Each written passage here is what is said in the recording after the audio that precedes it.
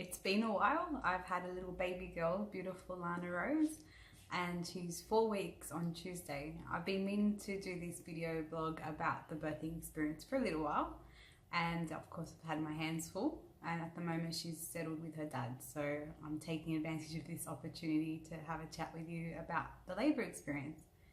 So it all started with the OB being a bit concerned about Lana's heart rate. So she had a little deceleration at one point, and she sent us to the hospital for monitoring for an hour that day. The monitoring seemed to be okay to myself and my husband David, as well as the midwives, but OB was a little bit concerned because there was a couple of decelerations again. She suggested we have a C-section if we were happy to, or we continue with a labour induction to see how things progress.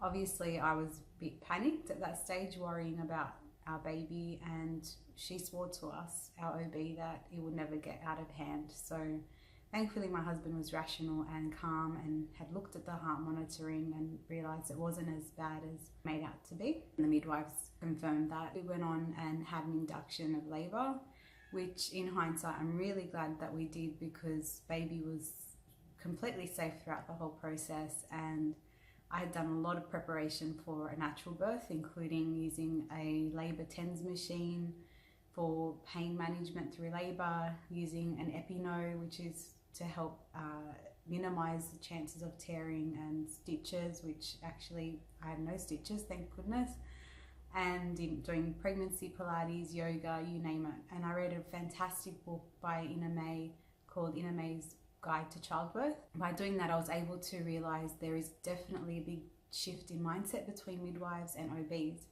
So midwives would love a natural birth as much as possible, and they will support that right till the end, whereas OBs tend to err on the side of caution, conservativeness, and may sometimes urge a C-section when it's not actually necessary, to the point where around the world the cesarean section rate is 15%, whereas in Western countries like America, the UK and Australia, it's as high as 32%. There's a little bit of an issue there with people rushing into C-sections, and it's very obvious that we want healthy babies. We don't want them to be distressed or to end up having, a catastrophe happening. It'd be quite traumatic. So we're very vulnerable in that position, and we can tend to get erred on that side of C-section when it's not actually needed.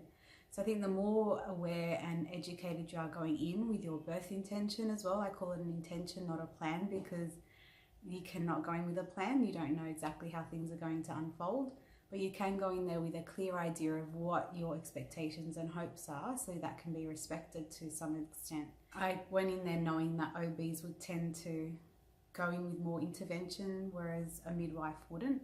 We chose to go with an OB just for peace of mind, being an older couple, wanting to make sure that our baby was in the best care possible. Thankfully, like I said, my husband was rational and calm, even though I was starting to think, well, maybe I do need to go for a C-section. I'm so glad I had the support network that I did. I ended up having a natural birth, even though it was induced, with no stitches, and from 10 a.m. to 1:20 was my active labour. So it was 3 hours and 20 minutes. I had a picture of Xena Princess Warrior on the wall. I was looking at that. I had a pair of knitted booties that I bought from New Zealand to focus on why I'm going through the pain. It's for a reason.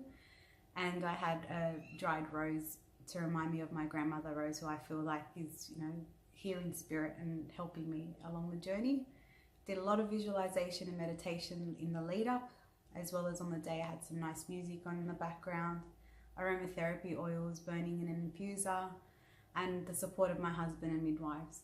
And my baby was posterior. The midwife did acupressure, and she was able to help turn her, thankfully, and with the synthetic oxytocin and the intense contractions, which were happening very, very regularly, I was able to get through it with the labour TENS machine, acupressure, and my breathing exercises, and no painkillers, including gas. I forgot to even ask for the gas. I think I was so focused on getting through the contractions that I forgot. If you are going to give birth, or someone you know is, please watch this video, send it along to them, potentially read the Ina May's Guide to Childbirth.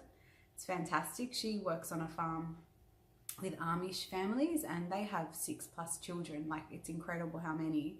and the amount of natural births that go on, and sometimes they're really, really long births, and it's okay, because if the baby's heart rate's okay and the mum's feeling okay, it shouldn't need to be rushed. And unfortunately in our hospital system, sometimes we feel like, oh, if it's going on long, then there's something wrong.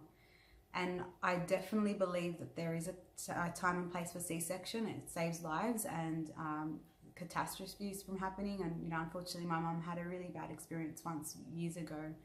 And I think that also caused me to freak out once I was told by the OB that baby's heart rate may not have been okay. So once my husband was able to rationalize that for me, I was able to get past my fear. I knew I had support and believers in me. I had a lot of people praying and thinking about us, and I really believe that all did contribute to the best potential labour that I could have. If you believe in yourself and you have people believing in you around you, and midwives in particular can be such an incredible strength to have on board, you can have definitely a great labour with the most magical gift on the other side. So no matter what ends up happening, you are going to be thrilled because you're going to have your beautiful baby. Hope that helped, and I hope you have a great week.